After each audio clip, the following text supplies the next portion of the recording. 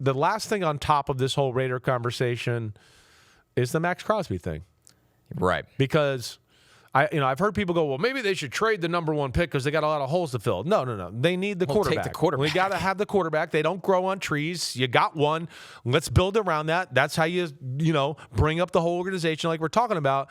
2, the Maxx Crosby thing. Listen, I'm usually not one that goes trade your best players or do stuff like that. This might be one that I would think about. This might be one to where he's at a part of his career. He doesn't want to be a part of the rebuilding thing.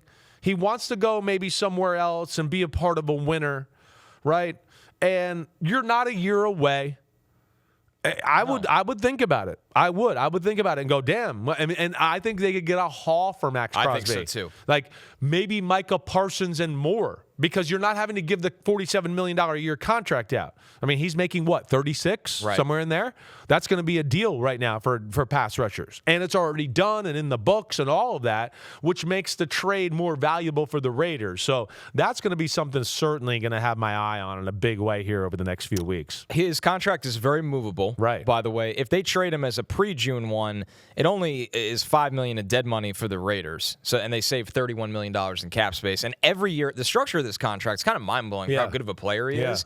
There's really not a lot of guaranteed. There's no guaranteed money after He pretty next much got year. all of it, right? Yeah, it was all up front. So it's kind of pay as you go. And to your point, Chris, if they're not a year away, assuming Maxx Crosby is open to this, because that matters a lot here, and we don't know if he is, he's going to turn 29 before next season. It's not old. No. But it's not. Like the Jets just went through this with Quinn Williams. Yeah. Quinn Williams is a great player. You can't replace him. It's a tough decision. But by the time the Jets are even remotely competitive, Quinn Williams is going to be in his 30s. Yeah, right. So it's not a fun decision, but you do have to kind of, because if you wait out another year or two, that return might be 25% of what you're going to get. Right. Think of all the teams that need him right now. Right off the top of my head, the Bucks and Panthers. They're right at the top of my head. There's no doubt. There's a lot. It's more than that. There definitely is. But they're the ones where I'm like, they should move mountains to get Maxx Crosby. Right. No. I think you make a lot of good points there. And Patriots. Just like we talked about arm length, Patriots would make sense. Just like we talked about arm length, there's tangible evidence, too, of defensive linemen and when you hit the age of 30,